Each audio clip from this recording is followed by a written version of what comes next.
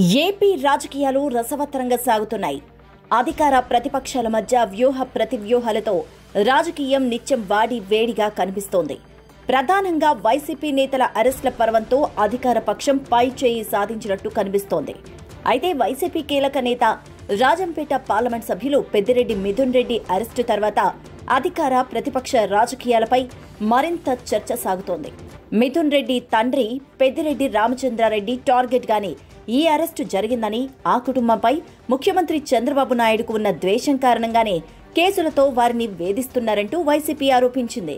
అంతేకాదు, సీనియర్ నేత పెద్దిరెడ్డి రామచంద్రారెడ్డిని అవమానించేలా ప్రభుత్వం వ్యవహరిస్తోందంటూ కూడా విమర్శలు గుప్పించింది. అయితే లిక్కర్ స్కామ్లో ఎంపీ మిథున్ రెడ్డి అరెస్టు అయితే ముఖ్యమంత్రి కక్ష సాధించడమేంటి అనే ప్రశ్న చాలా మందిలో లేవనెత్తుతోంది టీడీపీ. దీంతో ఈ రెండు వాదనల చుట్టూనే మొత్తం రాజకీయం పరిభ్రమిస్తోంది. అయితే సీనియర్ నేత మాజీ మంత్రి పెద్దిరెడ్డి రామచంద్రారెడ్డిని అవమానించేలా ప్రభుత్వం వ్యవహరిస్తోందన్న వైసీపీ విమర్శలు అగ్గిరాజేస్తున్నాయి. తమ వాదనకు బలం చేకూర్చేలా ఆ పార్టీ కొన్ని ఉదాహరణలు, ఉదంతాలు ప్రస్తావిస్తోంది. ముఖ్యమంత్రి చంద్రబాబు నాయుడు, వైసీపీ నేత పెద్దిరెడ్డి రామచంద్రారెడ్డి ఒకే ప్రాంతానికి చెందినవారు కావడంతో వారి మధ్య దశాబ్దాలుగా ఆధిపత్య పోరు నడుస్తోందంటూ పరిశీలకులు మాట.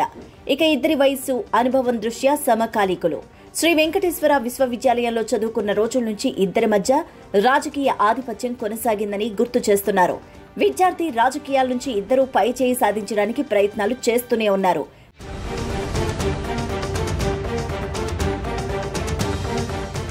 అప్పట్లోనే ఒకరితో ఒకరు విభేదించారని, అప్పట్లో చంద్రబాబుపై పెద్దిరెడ్డి ఆధిపత్యం చెలాయించడంతో ముఖ్యమంత్రి అయ్యాక చంద్రబాబు నాయుడు ప్రతీకారం తీర్చుకుంటున్నారని వైసీపీ మాట.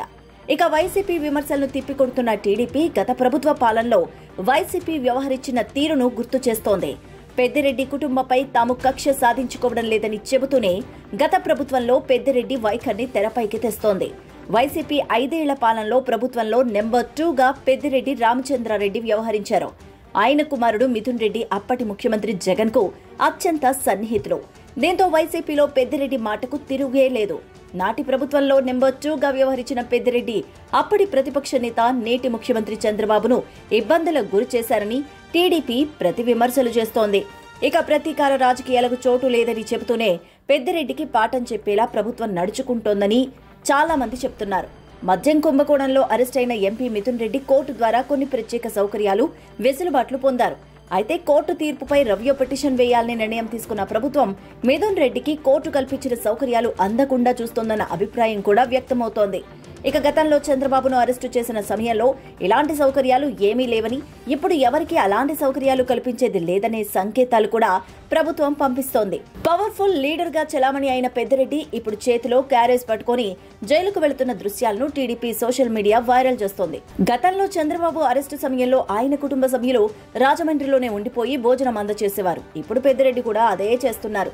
కోర్టు తీర్పుతో ఇంటి భోజనం అందజేసేందుకు రాజమండ్రిలో ఓ ఇంటిని అద్దెకి తీసుకుని రోజు జైలుకు వెళ్లి వస్తున్నారు. సీఎం తర్వాత తానే పవర్ సెంటర్ అన్నట్టు రాజకీయం నడిపిన పెద్దిరెడ్డికి ఇది తీరని అవమానమేనంటూ విశ్లేషకులు సైతం అభిప్రాయపడుతున్నారు.